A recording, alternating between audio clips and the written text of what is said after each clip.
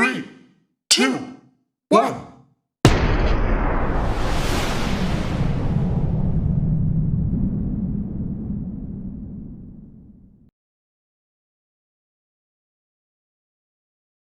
Assalamualaikum warahmatullahi wabarakatuh. Teman-teman semua, kali ini kita akan bersilaturahmi ke rumah Habib Umar Al-Masyhuri. Beliau termasuk bagian dari pencatatan sejarah tentang Kesultanan Siak. Dan alhamdulillah kita diterima dengan baik oleh beliau.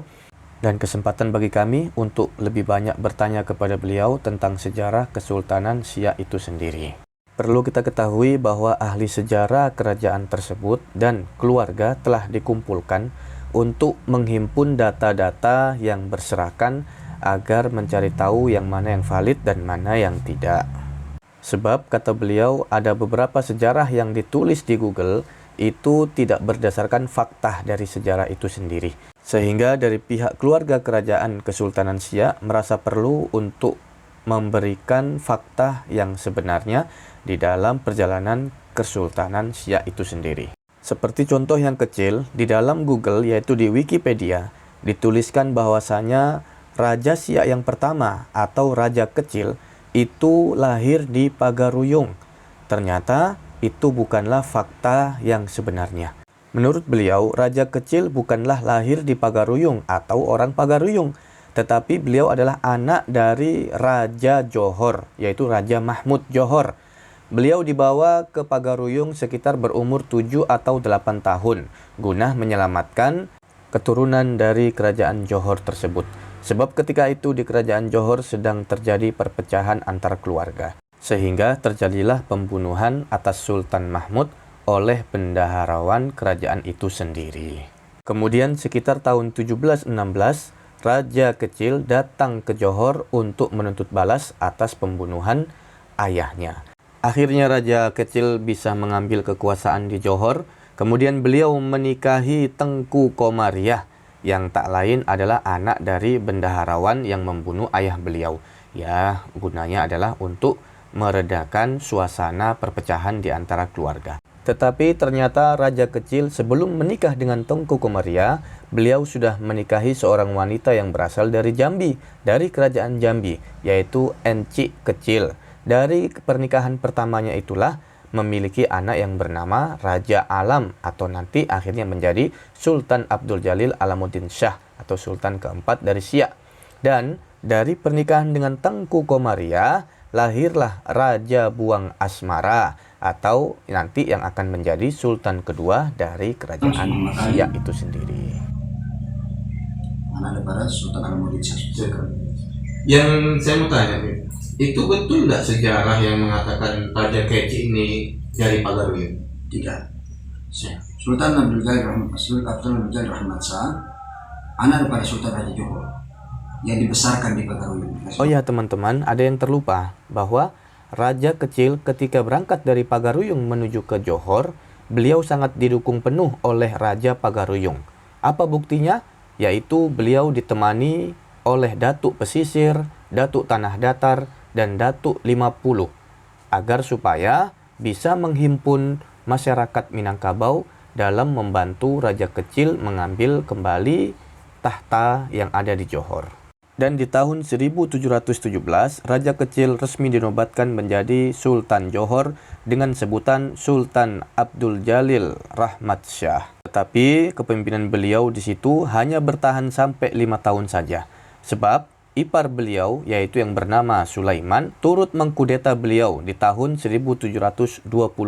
Dan dari situlah awal mula berdirinya sejarah kerajaan atau Kesultanan Siak itu sendiri.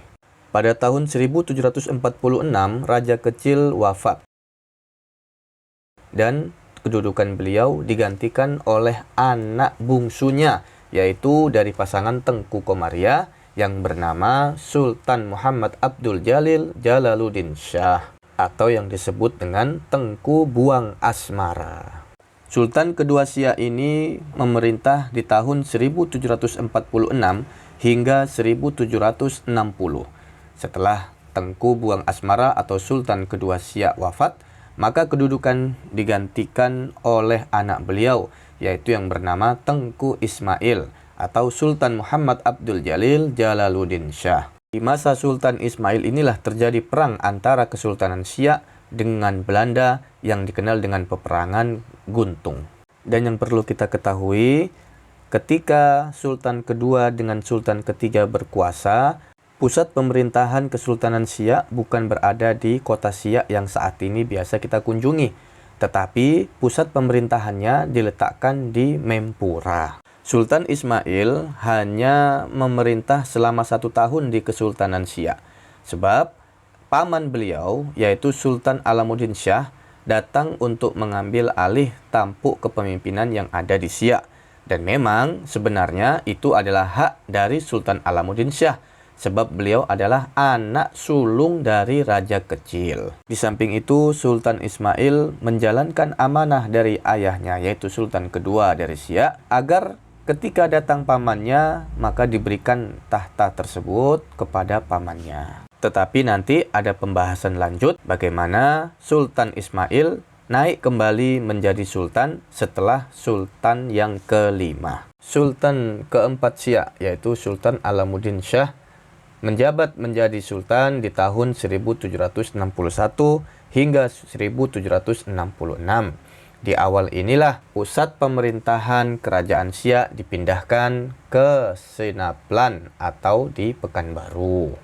Setelah Sultan Alamuddin Shah wafat di tahun 1766 dan dimakamkan di Pekanbaru, tepatnya di samping Masjid Raya Sinaplan Kota Pekanbaru, maka kepemimpinan dilanjutkan oleh anak beliau, yaitu yang bernama Sultan Muhammad Ali Abdul Jalil Muazzam Shah, di mana Sultan Muhammad Ali ini dahulu adalah seorang panglima besar dan menjabat sejak zaman Sultan kedua masih berkuasa.